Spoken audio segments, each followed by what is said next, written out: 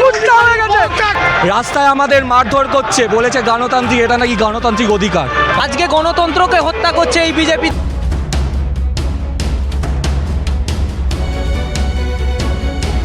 ডিম পাথর ছোড়া হচ্ছে, আমাদের কর্মীদের মাথা ফাটিয়ে দেওয়া হয়েছে। আজকে পুলিশ দেখিয়ে দিল পুলিশ অপদার্থ। আজকে বিজেপিকে আটকাতে পারেনি, আমাদের হাইকোর্টের পারমিশন ছিল। अभिषेक चोर ममता चोर, अभिषेक चोर ममता चोर, अभिषेक चोर ममता चोर, ममता भाई चोर, ममता भाई चोर, चाल चोर। গালে চড় মারলো, মাথায় ফাটিয়ে দিল, মাথা ফাটিয়ে দিল। আজকে আমরা ধর্ষকদের সমর্থন করতে পথে নেমেছে। কোথায় ছিল অভয়ের সময়? কোথায় ছিল?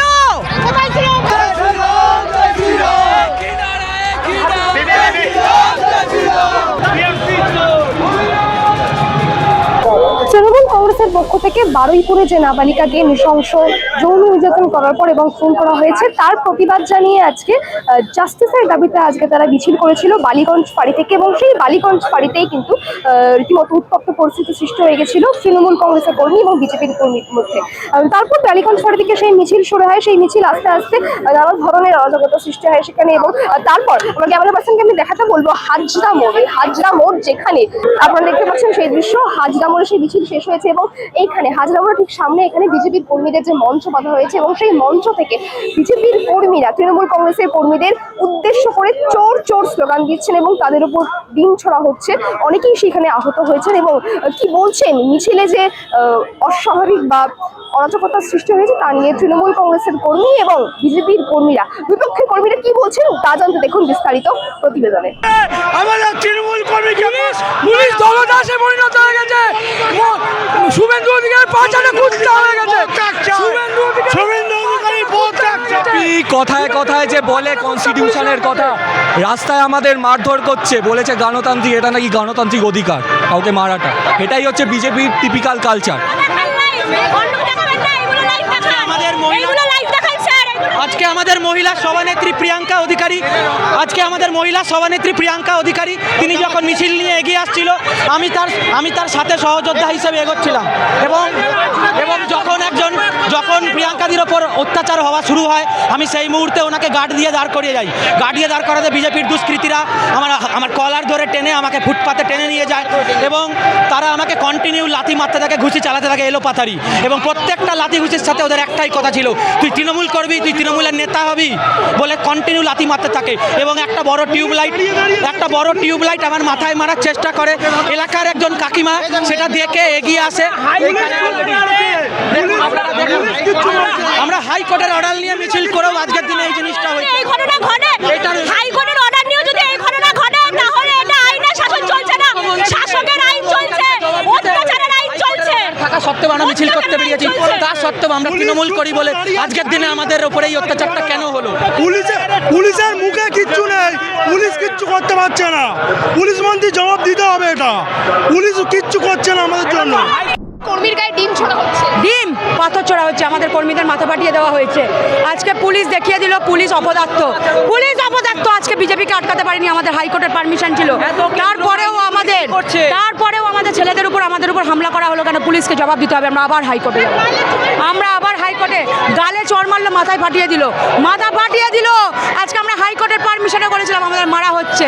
আপনারা দেখতে পাচ্ছেন গণতন্ত্রের কণ্ঠ রোধ করার চেষ্টা করা হচ্ছে।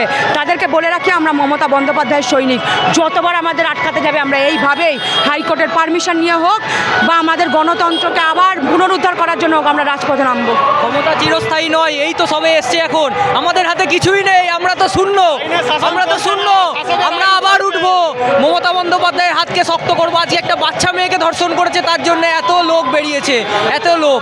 আজকে গণতন্ত্রকে হত্যা করছে এই বিজেপি। দেখুন সিআরপিএফ আছে, এত কেন্দ্রীয় সরকার, কেন্দ্রীয় বাহিনী আছে, তারপরে পুলিশ আছে, তাও আজকে ডিম ছড়া হচ্ছে, পাথর মারা হচ্ছে।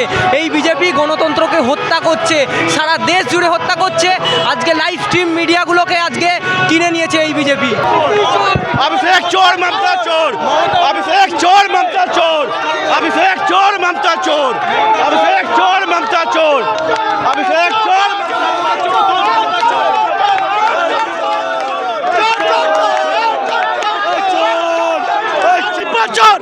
ममता भाई चोर, ममता भाई चोर, चाल चोर, मात चोर, कयला चोर, राशन चोर।